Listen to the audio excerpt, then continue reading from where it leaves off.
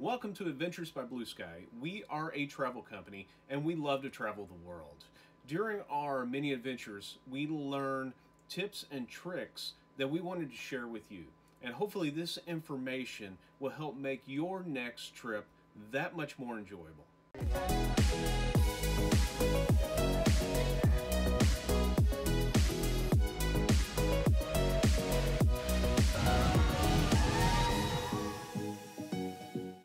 We just got back from Universal Orlando in Florida for the grand opening of the VelociCoaster. So we wanted to take a minute and just give you a quick overview about our trip. We'll talk about the VelociCoaster, what it was like, what the queue line was like, and what to expect. We're also going to talk about how to beat the heat, because we were down there in June, and let me tell you, it was hot. So if you're going to be going in the next few months, you're going to want to pay attention to this on how to get some free water and where to go to beat this heat. So also want to give a shout out for some really great food that we had while we were there. So you don't want to miss this. Okay, love it or hate it, I'm just telling the facts. Universal no longer has a mask mandate for fully vaccinated people. So if you're planning to go, you've been fully vaccinated, you have nothing to worry about. If not, they ask that you wear a mask when you're indoors. However, this is on the honor system, so they do not ask for proof. Now, the mask mandate, or no mask mandate, this applies to Universal Studios, all the parks, as well as transportation and in the hotels. Now, I'm going to tell you, this made our vacation really nice. They lifted this mandate right before we went down, and it was great. With the hot summer heat, not having to have this mask on, it was great. So Universal has even taken down the plexiglass from the ride taxis that transport you from the hotel to the parks, as well as taking down the plexiglass in a lot of the ride queues. So it's a much more feeling of normal than it has been in the past. And it was fantastic. We had no issues at all. We loved our time there and can't wait to go back. So as I mentioned, we were there for the grand opening of the VelociCoaster.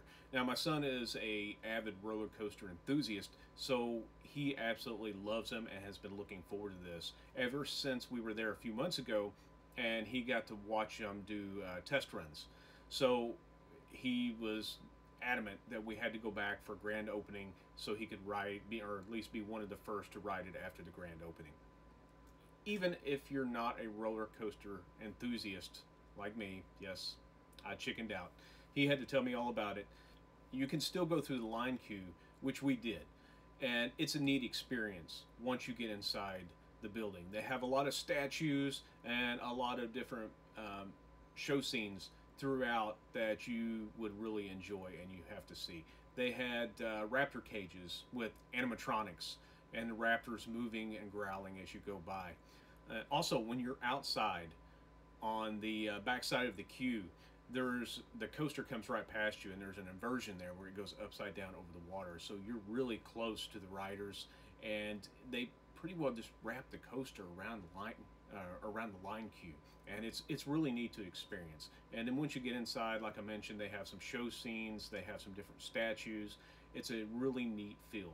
I think one of the neatest things that Universal has done now is they have moved the locker system from the beginning of the queue, like they have in several of their rides, to the end right before you get on the coaster. So now if you're waiting in line, these long lines, you can keep your bags with you, you can keep your drinks with you all the way till you get to the end. They've even put a sink at the end next to the lockers so you can dump your drinks out or your water out before you put your stuff in the locker. I think that's a great advancement that Universal has come up with, because there's so many times on these other rides that the lines are so long, you don't have anything to drink, you have to leave your phone up, and there's just nothing to do, you just get bored. So now you can keep that stuff with you until the very end. So how do you stay hydrated? Well, if you go to a concession stand that are throughout the park, you can ask for a cup of water. It's free. That's right, they don't charge you the $5, whatever it is, outrageous prices for a bottle of water. You can get a cup for free. There's also freestyle machines scattered throughout the park. The ones you have to have that special cup that has a chip in it, and you're able to get drinks. Now, a lot of people don't know this, but you don't have to have that cup to get water out of it. Now here's the catch. Some of the machines only have a limited amount of water, so once they run out, the water emblem is blacked out. You can't get water out of them. Now I've been told that there are a few machines throughout the park that have a constant water line hooked up to them. So I'm not sure where they're at, but you could probably guess by the long line at the freestyle machines in the heat of the day where the other ones are not, then may be the ones. So if I can get that information later on in our next videos, I will share that with you, maybe even draw a little map. So stay tuned, and hopefully we can get that for you. So what's another way that you can cool off? Well, you can go enjoy some of the indoor rides. There's a lot of 3D rides inside that have some great air conditioners. If you're into some roller coasters, the Mummy is indoors. It's fantastic. I would have to say from my experience, probably one of the coldest rides I've been on is the Men in Black ride that's located in the back of Universal Studios. It is frigid in there at times, but it feels really nice on a hot day. Another way that you could cool off is go enjoy some shows. The Bourne Stuntacular is fantastic. I've seen it a couple times. It's about 25-30 minutes long, somewhere in there. And in the air conditioning, you get to sit down, you get to relax, you get a nice show. So that is one way that you can cool off and just take a break in the heat of the day. Another show that's a must-see is the horror makeup show. Now, it's really good. It's been pretty much the same every time we've seen it, but it's still really neat. They make it fun, and it's a good way to cool off in the heat of the day. So here's another tip. If you happen to be an American Express card holder, there is an American Express card holders lounge located in Universal Studios side.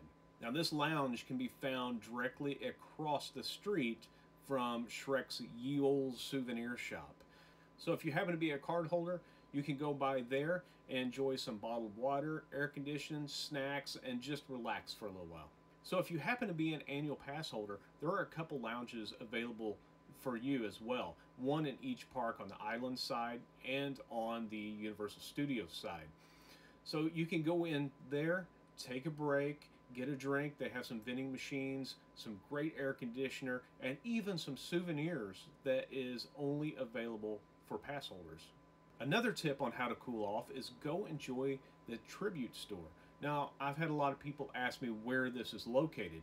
It's in the Universal Studios side of the parks, and if you go past the Jimmy Fallon's ride, on the streets that you turn on to go to the Mummy ride, it's right on that corner, and it changes periodically. One time when I was there, it was Christmas themed. The last time I went, it was Mardi Gras themed, and now this time, when we just got back, it was themed for Jurassic Park for the opening of the Velocicoaster. It's a nice place to go in the heat of the day just to relax, enjoy the air conditioning, and look at all the neat items that they have in there that's themed to whatever special event they have going on at that time. In the last room, as you're leaving, they have themed snacks in there, and one of them was the amber, like you see in the very first Jurassic Park movie, where they have the bug in it and they would drill in. Well, here, take a look. As you can see, these are edible, and they also have other snacks available here as well. Now, the ultimate way to cool off is water rides. Now, unfortunately, Universal Studios side does not have much to offer for water rides, so you're going to have to go over to Islands of Adventure. Now, this is where the Park to Park Pass will come in really handy. If you're going to head over, the best way to do it is go over to Harry Potter's side and jump on the Hogwarts Express.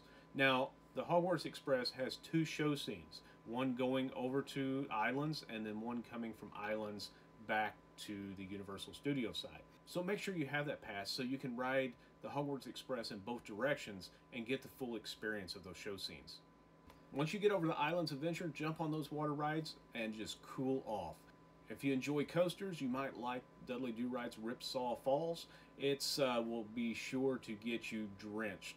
There's some Other nice rides, with big drops, Jurassic Park ride has a big drop at the end, and Popeyes will be sure to get you soaked, but for the more timid like me that doesn't like big drops, that's a great way to be sure to get soaked and not have to worry about the big drops. If you're not into getting drenched, well, head over to some of the splash zones, and you can stand in those areas, get a little splashback from the rides as they come down the hills. They also have a lot of misting stations scattered throughout the area, so you can go stand in those, get a little wet, but not too wet. If you just need a full day of being soaked, head over to Volcano Bay. Now, this time we did not make it to Volcano Bay. We've been there before, absolutely loved it. It's a great place.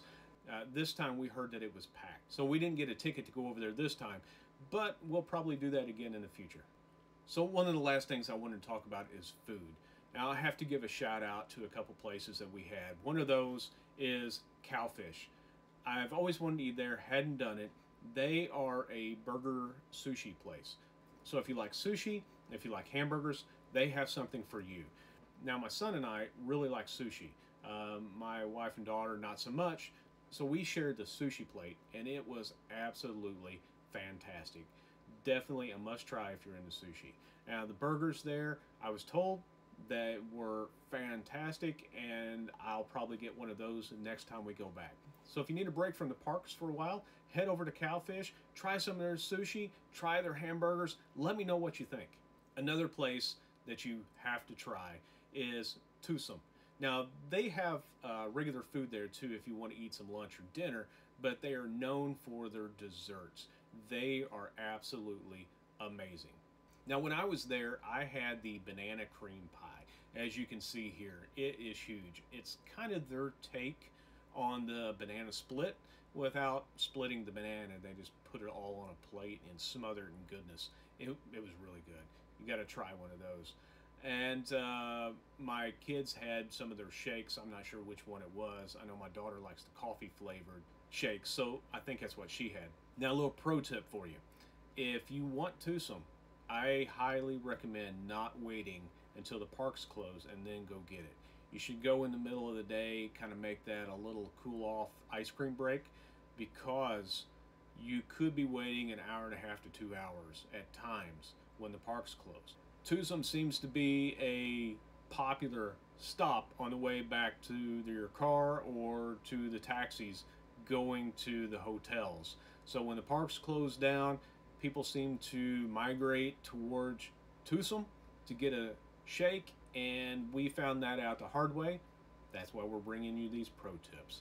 We stood in line for a little over an hour to get this food because we waited till the parks closed.